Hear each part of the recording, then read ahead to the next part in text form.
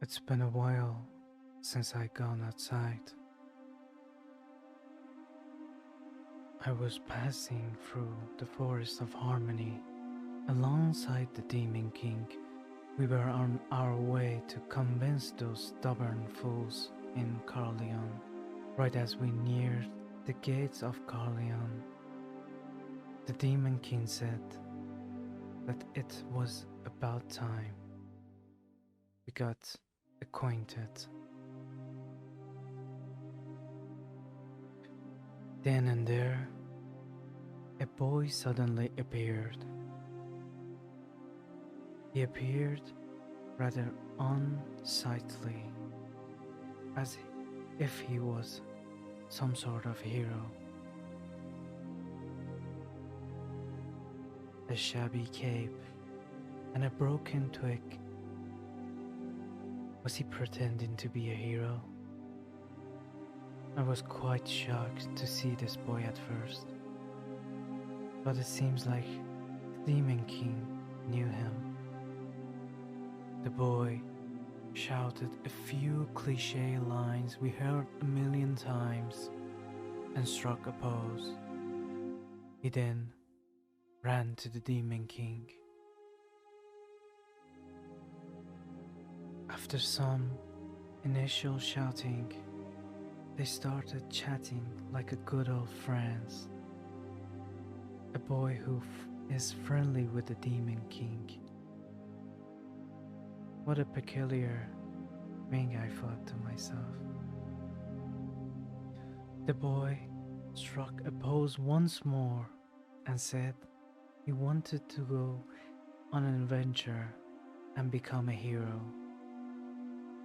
He wanted to make his father proud. The Demon King flashed a bitter smile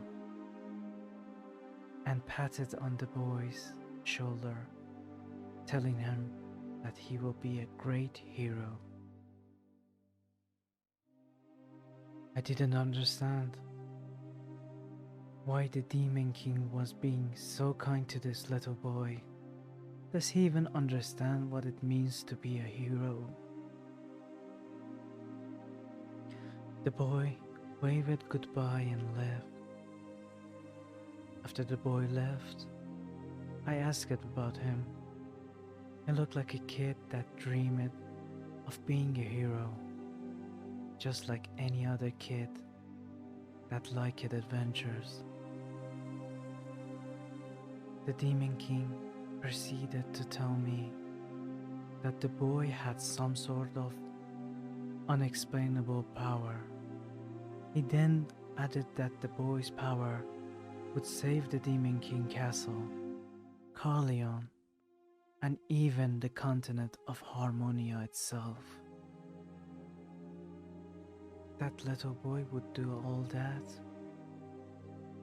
How long do we have to wait for the little boy to become a great hero? How long can this connection between these two last? I decide to watch over the little boy. It was a beautiful day. It hadn't been long since the peace treaty with the humans was signed, so I headed to the Carleon castle. The fact that the peace treaty proceeded without a hitch was quite suspicious, so I felt the need to look into it. In Carleon, the totally unnecessary banquet was underway. Many people were gathered into one place, but for some reason, none of them looked happy to be there, as if they were dissatisfied with something. In order to find out why, I hid myself among them and listened in on the conversation of someone that looked like an officer. They looked pretty serious, so I figured I would be able to gather some information.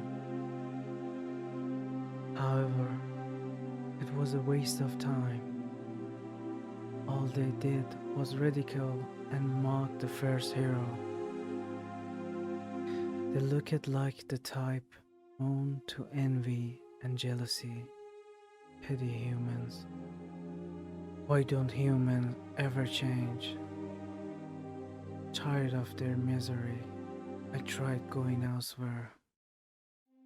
That's when I saw the little boy. He looked rather angry. I think he watched it as they mocked the hero. They always look up to the first hero, his idol. The man went somewhere else after talking, but the boy followed him. Is he trying to get back at him? Or maybe trying to ask him to apologize to the first hero? If it were anyone else, I wouldn't have cared at all. But after hearing what the Demon King had said about the boy, I was a little curious, so I tailed him from behind. The man the boy was after didn't go back to his home, but instead went to a deeper end of the banquet. He then started doing some things that looked very suspicious. Suddenly, a secret door appeared. The man looked over his shoulder and moved forward the hidden door. A secret door in the middle of Carleon, but for what purpose? In that split second where I was lost in my thoughts, the little boy followed the man and I missed my chance to stop him. He's not even scared. Could he really be the hero one day? I was inspired by his bravery, and without even thinking, I too headed forward the door.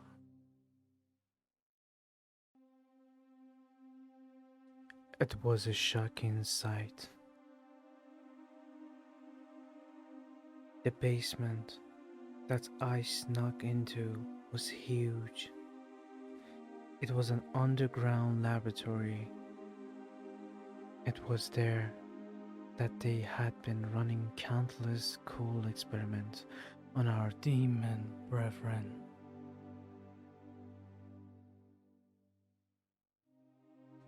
It was sickening. I felt the urge to blow this place up on the spot.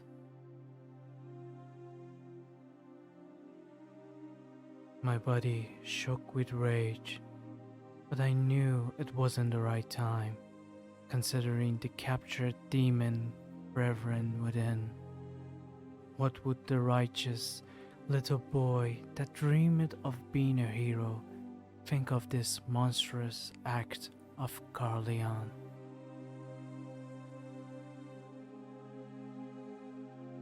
The little boy hopped over the countless demon subjects and reached a large laboratory door, and so I went closer. As I looked behind the door, there was a masked man looking at a large water tank in conversation with other humans.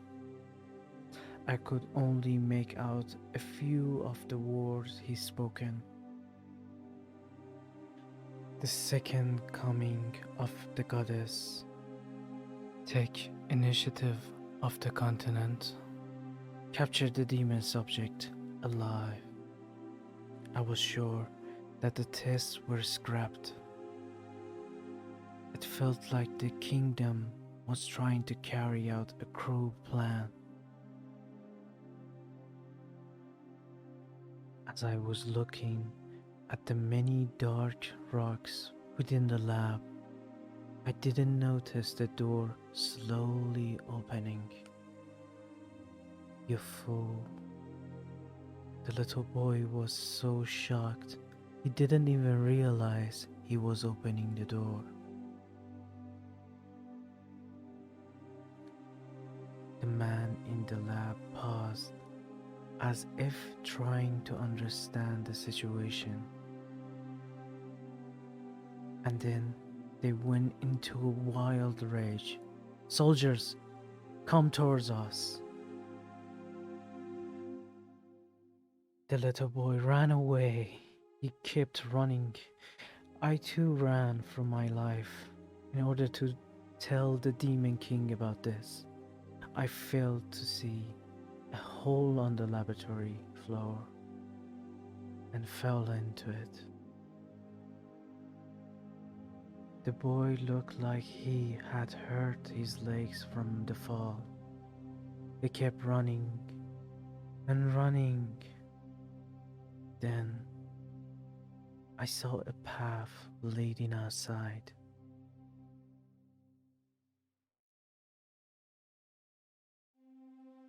The moon was shining very bright that night, but the boy just kept running while a dark figure chased him from behind. He tried to run as fast as he could with his aching legs, but he eventually got caught. The boy then fell on the ground, exhausted, and a dark shadow loomed over him. And then I tried to watch the final moments of the boy. That poor thing. I hope he can forgive me, or I can't intervene in human affairs without considering the consequences.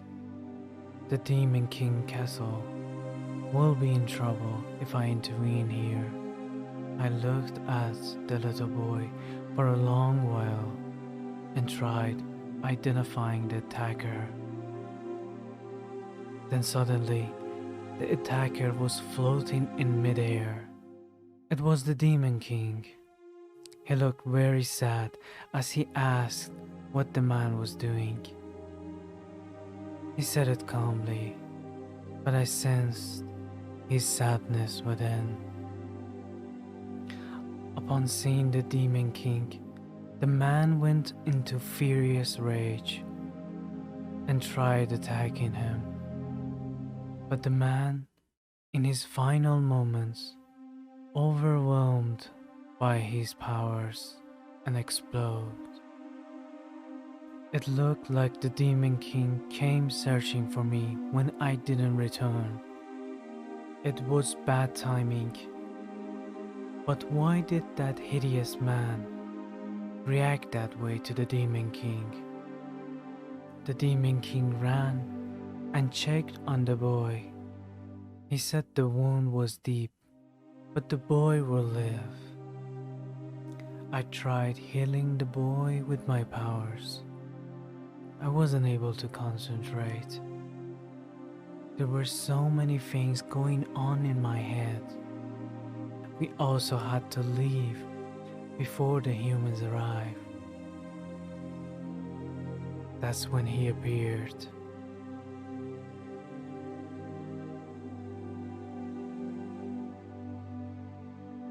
We nervously took a step back. He held onto the little boy and directed his rage towards us.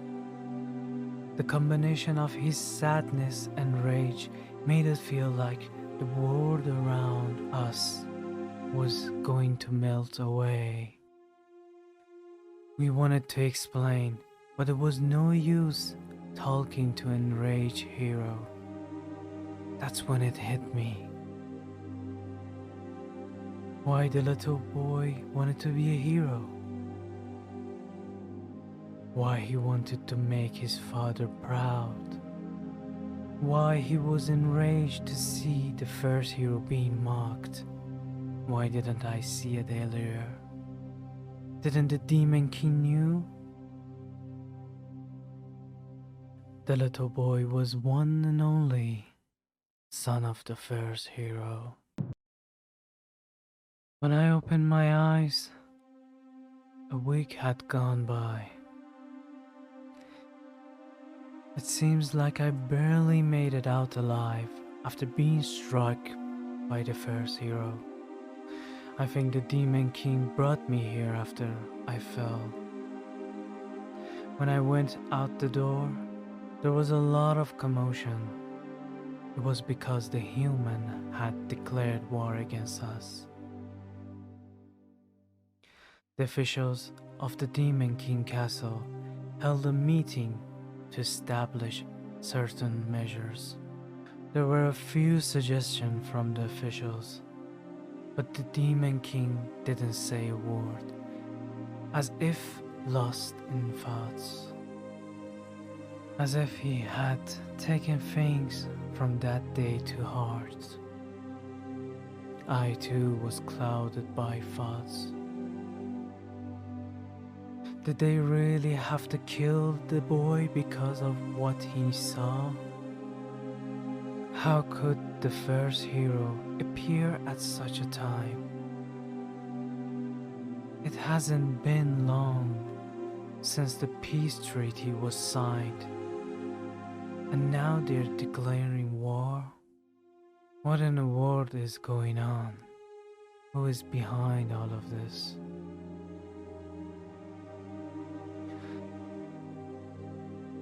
That's when a small skeleton started walking towards us from a distance. From how awkwardly it walked, almost as if broken, it was obvious that it hadn't been a skeleton for long. But then, I felt it. It was the little boy. Oh, that poor little boy. I guess his life as a boy has ended.